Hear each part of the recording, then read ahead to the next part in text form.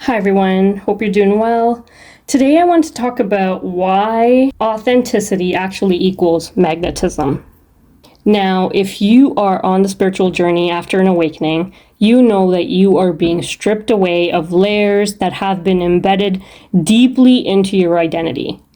I am talking about things like your conditioning, your traumas, and whether you like it or not, you really get forced to come face to face with your worst fears, wounds, and the shadow parts of yourselves that you had dug up and most likely did not want to look at.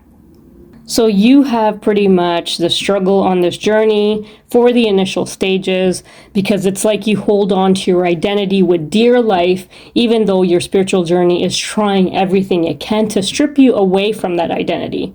You cling to the old life because facing the unknown and being vulnerable is scary. And let's be honest, to be authentic means to be vulnerable. To agree to letting go of scars means you have to think different, look different, and act different. This journey is really stripping you away from your layers that make you doubt, make you fear, force you to be in pain and be broken, so you can actually rediscover who you are at your soul level, which is pure love and light. But to get there, you can't take with you your darkness, the doubts, the wounds. Those have to go. The spiritual journey is taking you from darkness to light, which requires you to be raw, to be real, to be vulnerable, so that you can actually step into your authentic self. The more and more you strip away those dark layers and lower frequencies, the more of you at your core starts to emerge, the one you were actually designed to be. Think as far back as you can when someone at a young age probably told you that you couldn't be something. How did that feel? Because that was a form of conditioning. And somehow you listened and you put on an unwanted layer of fear. Or think about a time when you were with your friends or in a class setting and you wanted to say something that was contrary to the popular opinion, but you didn't because you were afraid of the judgment of others.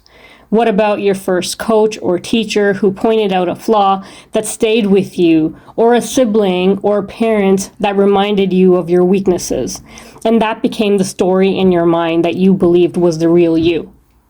It's not just the experiences we go through. Sometimes we just simply listen to the stories of other people, and looking at their situations, we know that we don't want to be in a similar situation, so we avoid those results at all costs. And out of fear, don't make the same mistakes that others did. Now, with that many negative stories, the question is, who are we really? We have layers and layers of conditioning and experiences that told us what not to do, not to achieve, and who not to be. So now when you think about your spiritual journey that's been dragging you out, forcing you to become a new version of you that's more authentic and real, and why it may be taking a while for you to get there, hopefully you can appreciate the process. And again, remember, these are just the experiences I'm talking about that you've experienced on your own. But really on the spiritual journey, we are clearing out a whole lot of karma from our ancestral lineage and breaking free from lifetimes of their karma, which isn't simple. So be patient, and in knowing that you're on the right path, you will eventually get there.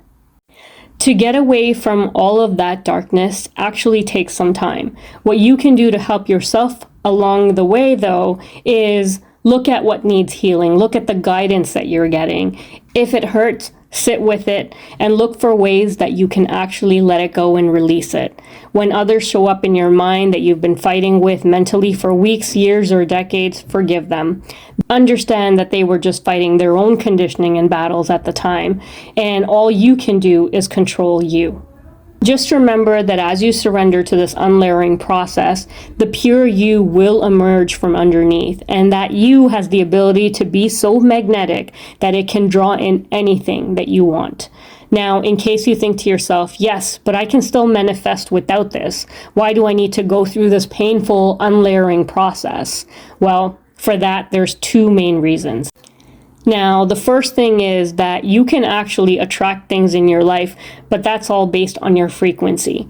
You attract in not what you want, but who you actually are. So if you are in a lower vibration state, then yes, you can still attract in your dream house or a dream partner, but can you keep it? If you are in a vibration of fear all the time, those things will leave you just as quick as they came in. Or if you are full of old traumas, then you will attract that in people around you. So you see, your world is just a mere reflection of what's actually happening within you. So the question you want to ask yourself is, do you just want to attract in your dream state from a place of love and peace, or from fear and those other lower frequencies? If the answer is love, light, and peace, well, you actually have to get there first. So surrender to your spiritual journey and remind yourself that it's so totally worth it. Now, the second reason you want to be encouraged to actually go through your spiritual journey and really manifest from a higher state of consciousness is because it actually takes you longer to manifest in the 3D. However, as you become a light body and you go through the unlayering process, you become magnetic and begin to attract in things very, very quickly. This is simple because you've dissolved the darkness and the density of the 3D from within. So your manifestations show up a lot quicker, almost to the point that you have to be careful about what you are thinking of, so that random thoughts don't just start showing up in your reality that you haven't even had the chance to process appropriately. So let this be a huge encouragement for you to allow the stripping and unlayering of your old self to occur. As painful as it is, remind yourself that this is for my highest and greatest good, and do whatever you can to plow through the negative thoughts, the painful emotions, and memories so you can leave behind the old and cling to your new and authentic self that's utterly magnetic. Thank you so much for listening. I hope this was helpful. God bless.